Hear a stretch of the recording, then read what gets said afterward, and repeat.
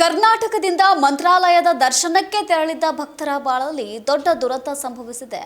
ಆಂಧ್ರ ಪ್ರದೇಶದ ಕರ್ನೂಲ್ ಜಿಲ್ಲೆಯ ಮಂತ್ರಾಲಯ ಬಳಿಯ ಚಿಲಕನಡೋಣ ಹತ್ತಿರ ನಡೆದಂತಹ ಈ ಭೀಕರ ರಸ್ತೆ ಅಪಘಾತದಲ್ಲಿ 8 ಮಂದಿ ದುರ್ಮರಣವನ್ನ ಹೊಂದಿರುವಂತಹ ಘಟನೆ ಬೆಳಕಿಗೆ ಬಂದಿದೆ. ಬೆಳಗಿನ ಜಾವ 4 ಗಂಟೆ ಸುಮಾರಿಗೆ ಈ ಒಂದು ಘಟನೆ ಸಂಭವಿಸಿದೆ ಎಂದು ಹೇಳಲಾಗ್ತಾ ಇದೆ. ಮಂತ್ರಾಲಯ ಪೊಲೀಸ್ ಠಾಣಾ ವ್ಯಾಪ್ತಿಯಲ್ಲಿ ಈ ದುರಂತ ಸಂಭವಿಸಿದೆ ಎಂದು ಹೇಳಿದ್ದು. ಇನ್ನು ಇದರಲ್ಲಿ ಮೃತಪಟ್ಟವರೆಲ್ಲರೂ ಹಾಸನ, ಚಿಕ್ಕಮಗಳೂರು ಮೂಲದವರು ಎಂದು ತಿಳಿದು ಬಂದಿದೆ. ಮಾಹಿತಿಯ ಪ್ರಕಾರ ಚಿಕ್ಕಮಗಳೂರಿನಿಂದ ಮಂತ್ರಾಲಯಕ್ಕೆ ಭಕ್ತರನ್ನು ಕರೆದುಕೊಂಡು ಬರುತ್ತಿದ್ದ ಬುಲೋರೋ ವಾಹನಕ್ಕೆ ಬಿದರ್ನಿಂದ ತುಮಕೂರಿನತ್ತ ಫ್ಲೈ ಆಶ್ ಹೊತ್ತೊಯ್ಯುತ್ತಿದ್ದಂತಹ ಟ್ಯಾಂಕರ್ ಭಾರಿ ವೇಗದಲ್ಲಿ ಬಂದು ಡಿಕ್ಕಿ ಹೊಡೆದಿದೆ.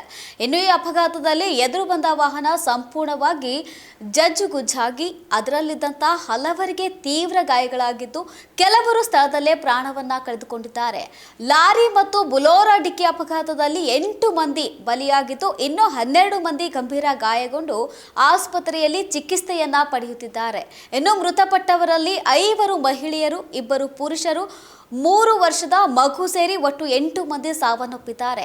ಇನ್ನು 12 ಮಂದಿ ಆಸ್ಪತ್ರೆಗೆ ದಾಖಲಾಗಿದ್ದು, ಇನ್ನು ಕೆಲವರು ಸ್ಥಿತಿ ಗಂಭೀರವಾಗಿದೆ ಎಂದು ಹೇಳಲಾಗ್ತಾ ಇದೆ.